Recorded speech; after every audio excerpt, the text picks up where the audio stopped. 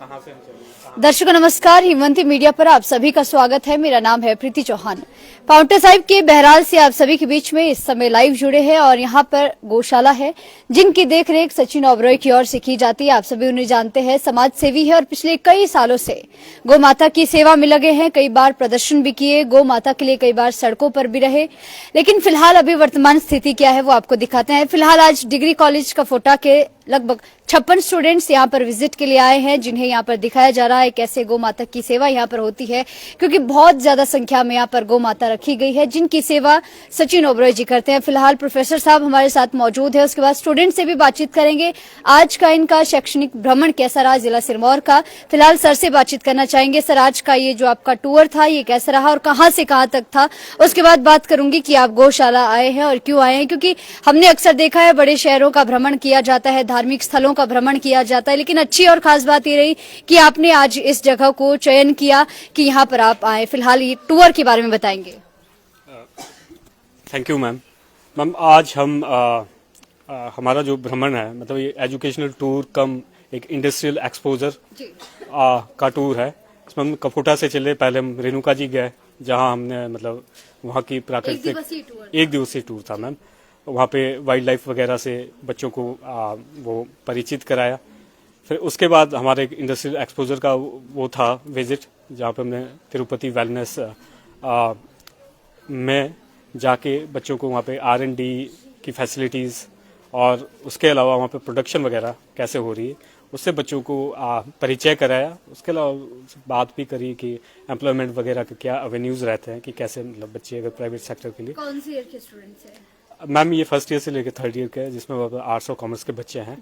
फिर उसके अलावा जो एक प्रमुख जो एक और हमारा अंग था इस टूर का, वो यहाँ पे इस गौशाला को विजिट करना था, क्योंकि हम हमारे कॉलेज के जो कुछ हमने वो रखी है वैल्यूज़ जो हम बच्चों को देना चाहते हैं, उसमें है कि बुजुर्गों से बच्चे जुड़े।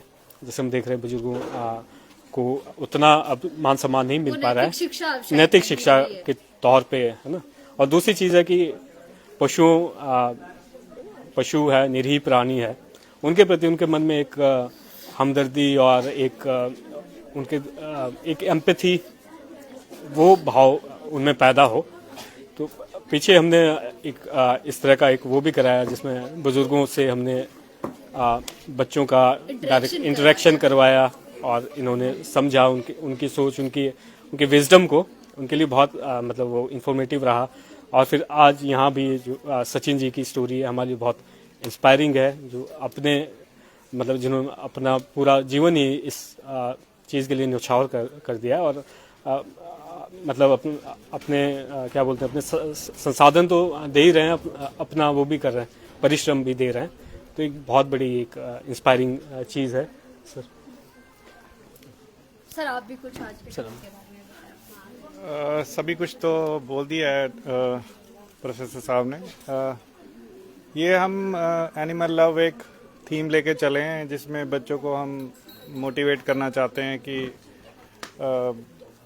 जानवरों से भी प्यार करें और दया भाव रखें। और जैसे सर ने बताया, बुजुर्गों के लिए जिस चीज़ की कमी सोसाइटी में अब देखने में आ रही है, तो इसीलिए इसी ऑब्जेक्टिव को लेके हम स्टूडेंट्स जो है यहाँ पे आए। Thank you so much sir.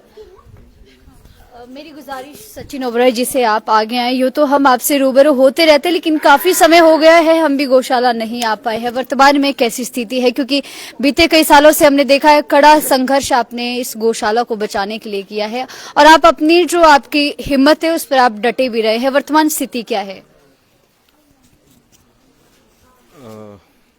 सबसे पहले तो जो आज हमारे यहाँ मेहमान आए हैं इन सभी का स्वागत है जी। और बच्चे आज इन सभी गौ माताओं के दर्शन करने आए हैं, तो बहुत बहुत इनको सभी गौ माताओं की तरफ से आशीर्वाद है। बाकी जिस प्रकार के हालात हैं वो तो सर्वविदित हैं ही, उसके बारे में हम ज़्यादा नहीं कहना चाहेंगे। फिलहाल तो यही कहना चाहेंगे कि ठीक है, ईश्वर सुबह जो है वो भूखा उठाता जरूर है लेकिन रात को सुलाता नहीं है। और जीवन में हम सबको हमेशा पॉजिटिव रहना चाहिए। जब हम कोई भी अच्छा काम करते हैं तो उसमें बहुत सारी कठिनाइयाँ जरूर आती हैं, लेकिन ईश्वर उसमें एक ना एक दिन आपको सफलता जरूर देता है। तो यही एक ध्येय लेकर के हम चले हैं। आज इतने सारे बच्चे आपको इंस्पायर मान करके, आपको इंस्पिरेशन मान करके आए हैं, आप इन्हें क्या कहना चाहेंगे आज? मैं इन सभी बच्चों को और अपने छोटे भाई बहनों को ये बोलना चाहूँगा कि ईश्वर ने हमें एक कर्म दिया है, वो हमें करते रहना चाहिए। फल की इच्छा बहुत ज़्यादा नहीं करनी चाहिए। हमारे शरीर के अंदर बहुत सारे 24 घंटे जो है ना, बहुत सारे सिस्टम्स चल रहे हैं। रेस्पिरेटरी सिस्टम चल रहा है, मस्कुलर सिस्टम चल रहा है, नर्वस सिस्टम चल रहा है, तो वो हम नहीं चला रहे, वो कोई और चला रहा है। इसी प्रकार से अगर हम यूनिवर्स को देखेंगे तो धरती अपनी धुरी पर घूम रही है, सूर्य के चक्कर लगा रही है। सूर्य जो है वो यूनिवर्स के चक्कर लगा रहा है। यूनिवर्स कई तरह के मिल्की वे के चक्कर लगा रहा है, और इस तरह के पता नहीं कितने सारे ब्रह्मांड हैं, अनंत ब्रह्मांड हैं, जिनको वो ईश्वर चला रहा है। तो हमारे हाथ में सिर्फ एक कर्तव्य है, जो हमें अपना कर्म को पूजा समझकर करते रहना चाहिए। फल की बहुत ज़्यादा इच्छा नहीं करनी चाहिए। जो भी उसने हमें ड्यूटी दी है वो करते रहिए। ईश्वर जरूर आपको उपयुक्त फल जो भी आपके हिसाब से बनता है वो